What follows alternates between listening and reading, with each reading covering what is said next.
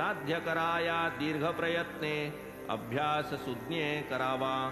दुग्धापोटी आहे घृत परीन करिता ते आम्लयुत.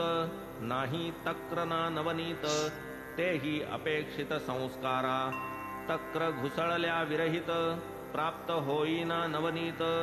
तेही न करिता अग्निसंयुक्त स्वादिष्ट घृत लाभेन. पाहिजे संस्कार बलवत्तता पूर्वाभ्यासे बुद्धिमत्ता.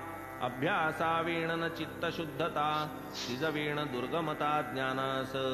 व्हावी निर्मळ चित्तवृत्ती तरीच होईल आत्मप्राप्ती.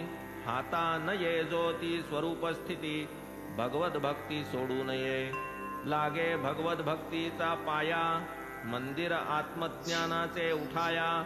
चारी मुक्तींचे कळस झळकाया ध्वजा फडकाया विरक्तीची. रात्रंदिन कर्दमी लोळती श्वान सुकरे विष्ठा भक्षिती. विषय भोगतीही भोगिती तीच का महती नरदेही. होय जेणे चित्तशुद्धी जेणे अखंड ब्रह्मसिद्धी. ते स्वधर्माचरण आधी तप हे साधी नरदेहे. साधु सेवा मुक्तीचे घर त्रैण संग नरकद्वार.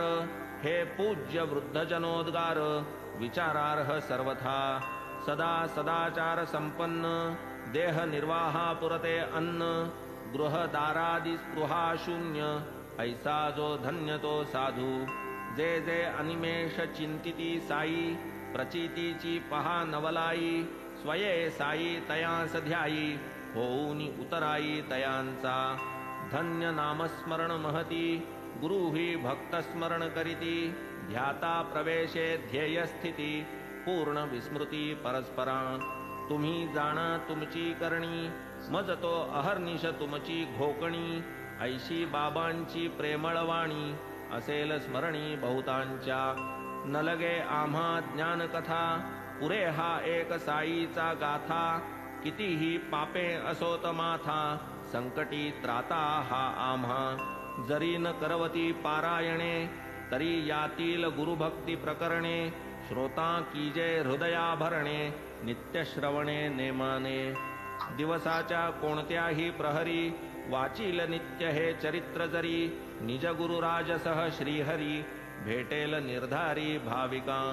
अखंड लक्ष्मी नांदेल घरी वाचितील जे निरंतरी. निदान जो एक सप्ताह करी दरिद्र दुरी तयाचे. हे मी वदतो ऐसे न म्हणा तेणे संशय घेरील मना. साईच वदवी माझी वदना